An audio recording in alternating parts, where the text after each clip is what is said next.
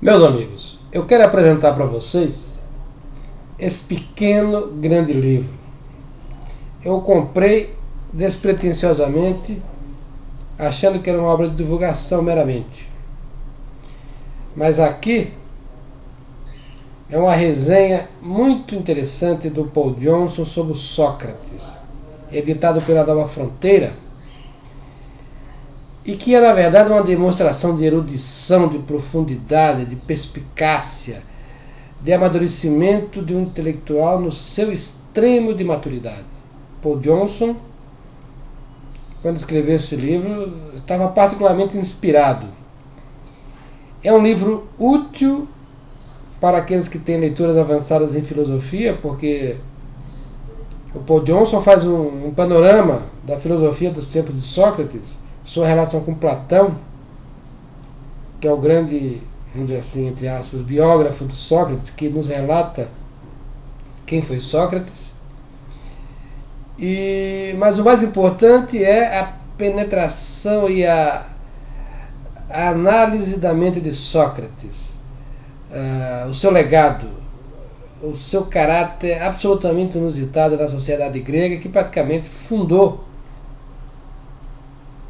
a filosofia ocidental, fundou a própria natureza do ser ocidental.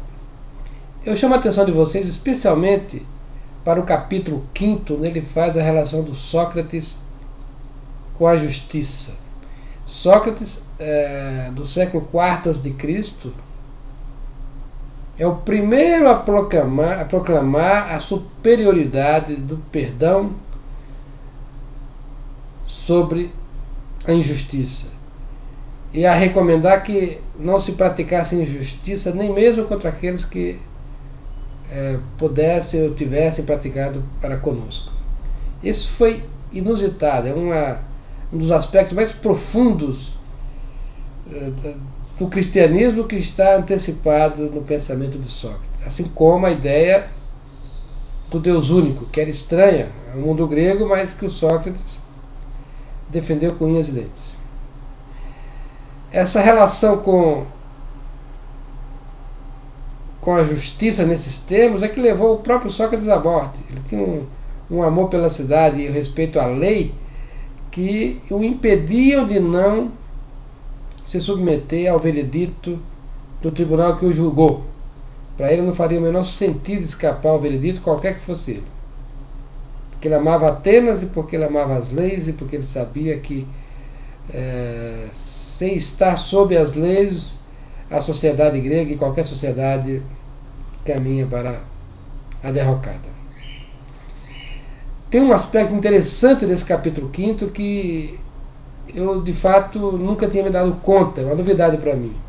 A influência de duas mulheres excepcionais sobre Sócrates. A primeira foi a Diotima, que, segundo Paul Johnson, é a que praticou por primeiro o método do examinar-se. Foi ela que ensinou a Sócrates essa esplêndida descoberta que vai ter ressonância na história, inclusive na época da psicanálise, né, que nós vivemos.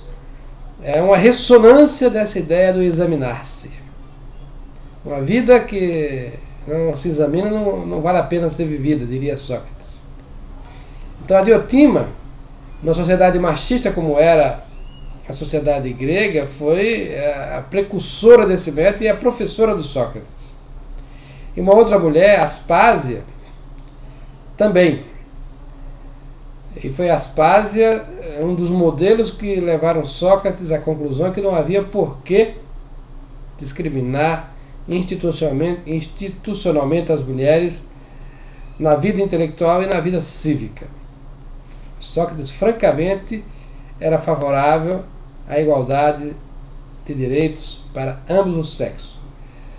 Coisa muito estranha ao mundo grego, e estranha ficou ao longo dos milênios vindouros. Só no século XX é que a gente pôde observar o alcance dessa ideia socrática. Uma coisa que me chamou a atenção foram os últimos parágrafos. Ele diz que ele supõe que teria havido um diálogo socrático contra a escravidão, porque era o corolário lógico da filosofia socrática, o texto que jamais chegou para nós. Eu acho que o Paul Johnson deve ter exagerado um pouco aqui, mas é perfeitamente crível que possa ter havido algo assim da boca do Sócrates e mesmo de escrito do Platão relatando. E para o Paul Johnson, o escrito dessa natureza ficou para trás porque os tempos que vieram não eram favoráveis a essa ideia tão profunda, tão humana, e que se revelou depois tão cristã. Mas o que nós estamos aqui é diante da verdadeira apologia a Sócrates. Paul Johnson nos dá uma aula, e como eu disse, esse livro pode perfeitamente bem ser aproveitado por alguém que já tem conhecimentos avançados de filosofia, mas também pela linguagem, pela forma direta e pela, vamos dizer assim, pela maneira tão sofisticada e soft com que ele apresenta o homem Sócrates e sua filosofia, é também perfeitamente aproveitável por alguém iniciante.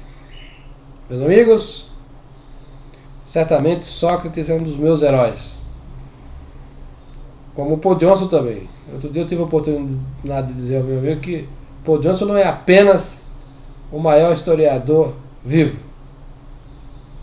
é o maior historiador de todos os tempos. E também um sujeito que transita de uma maneira muito familiarmente com toda a filosofia. Um grande gênio do nosso tempo.